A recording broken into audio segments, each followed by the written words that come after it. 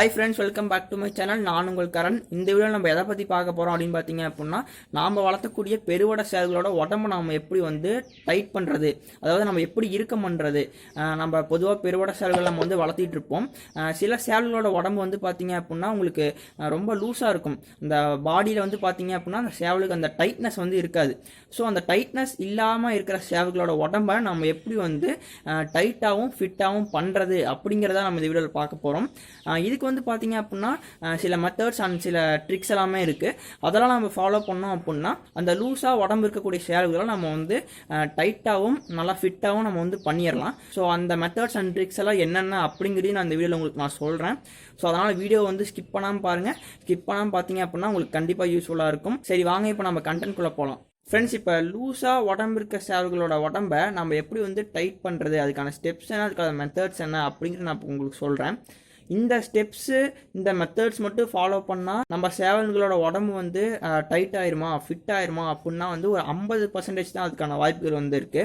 நான் ஏன் 50% அப்படின்னு சொல்கிறேன்னு பார்த்தீங்க அப்படின்னா, பொதுவாக இந்த சேவல்களோட உடம்பு ஃபிட்டு, இந்த டைட், அந்த இறுக்கம் எல்லாமே பார்த்தீங்க அப்படின்னா ஒரு 50% நாம் அந்த எந்த சேவலோட எந்த பொட்டையோட நம்ம ப்ரீட் பண்ணுறோம் அப்படிங்கிறதுல தான் இருக்குது.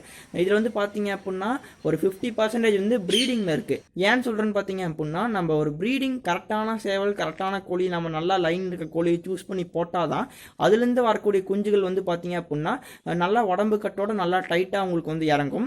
அதே மாதிரி மீதி ஒரு 50% பார்த்தீங்க அப்படின்னா உங்களுக்கு நாம் கொடுக்குற ட்ரைனிங்கில் இருக்குது. அதனால் நம்ம என்னென்ன ட்ரைனிங் கொடுக்கணும் அப்படிங்கிறது நான் உங்களுக்கு சொல்கிறேன்.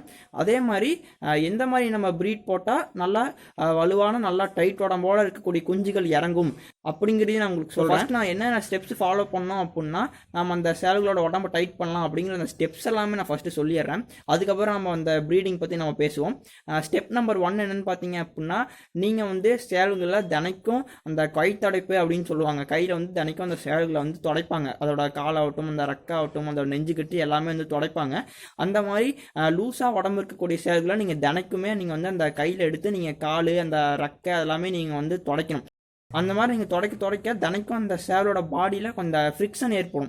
அந்த ஃப்ரிக்ஷனால் அந்த லூஸாக இருக்கக்கூடிய அந்த ஃப்ளஷ் பார்த்தீங்க அப்படின்னா உங்களுக்கு கொஞ்சம் கொஞ்சமாக டைட்டாக ஆரம்பிக்கும்.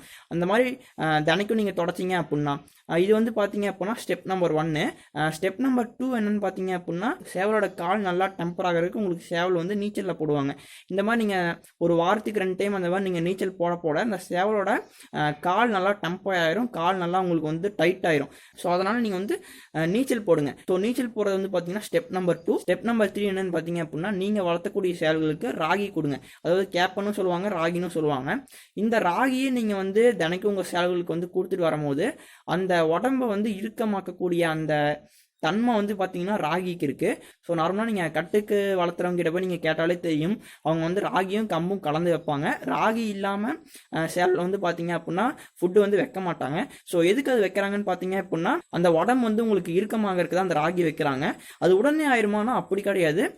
நாள் போக்கில் கொஞ்சம் கொஞ்சமாக நம்ம அந்த ராகி வைக்கிறது, அப்புறம் நீச்சல் போடுறது, அப்புறம் நம்ம அந்த சேவலோட உடம்பை நம்ம துடைக்கிறது, இந்த மாதிரி நம்ம நாள் போக்கில் ஒரு 2 மாதம் 3 மாதம் அந்த மாதிரி போகும்போது ஆட்டோமேட்டிக்காக அந்த சேவலோட உடம்பு பார்த்தீங்கன்னா ஒரு 50% நல்லா உங்களுக்கு இறுகிரும், நல்லா கல் மாதிரி உங்களுக்கு ஆயிரும். ஸோ இதில் இருந்தால் பார்த்தீங்க அப்படின்னா நம்ம மேனுவலாக நம்ம லூஸாக உடம்பு இருக்கக்கூடிய சேவலை நம்ம டைட் பண்ணுறதுக்கான ஸ்டெப்ஸு.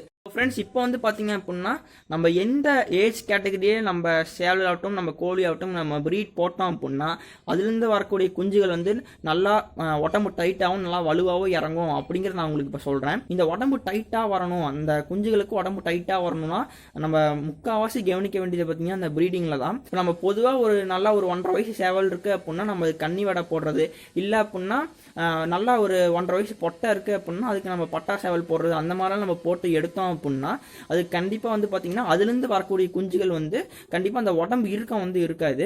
உங்களுக்கு அந்த உடம்பு இறுக்கம் வரணும் அப்படின்னா நீங்கள் ப்ரீடிங் போடுற சேவலுக்கு கண்டிப்பாக 1.5 வயசு தாண்டி இருக்கணும். அதே மாதிரி நீங்கள் ப்ரீடிங் போடுற கோழிக்கு 1.5 வயசு தாண்டி இருக்கணும். ஏன்னு சொல்கிறேன்னு பார்த்தீங்க அப்படின்னா 1.5 வருஷத்துக்கு அப்புறம் தான் அந்த சேவலோட எலும்பாகட்டும், அந்த சேவலோட நரம்பு, அதே மாதிரி அந்த சேவலோட திடம் எல்லாமே பார்த்தீங்கன்னா அந்த இறுக்கம் கொடுக்கும். அதே மாதிரி தான் பொட்டைக்கும் அந்த 1.5 வருஷத்துக்கு அப்புறம் தான் அந்த இறுக்கம் வரும்.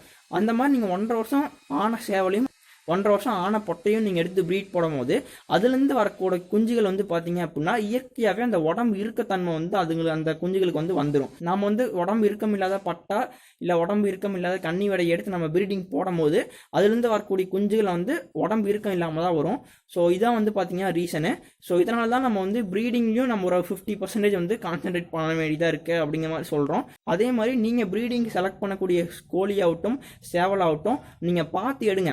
அந்த 1.5 வயசுக்கு மேலே இருக்கும் பார்த்தீங்களா, அந்த சேவலோட உடம்பு வந்து இறுக்கமாக இருக்கா, நல்லா சேவல் பார்க்கறதுக்கு கடப்பாற மாதிரி இருக்கா, அதே மாதிரி அந்த 1.5 வயசுக்கு மேலே இருக்க கோழியும் வந்து பார்க்கறதுக்கு நல்லா பொங்கலத்தோட கோழி நல்லா இறுக்கமாக டைட் உடம்போடு இருக்கா அப்படிங்கிறத நீங்கள் வந்து பார்த்து எடுங்க. பார்த்து எடுத்து அதை ரெண்டி ப்ரீட் பண்ணும்போது மட்டும்தான் அந்த உடம்பு இருக்கம் வந்து நீங்கள் எடுக்கக்கூடிய குஞ்சுகளுக்கு வரும்.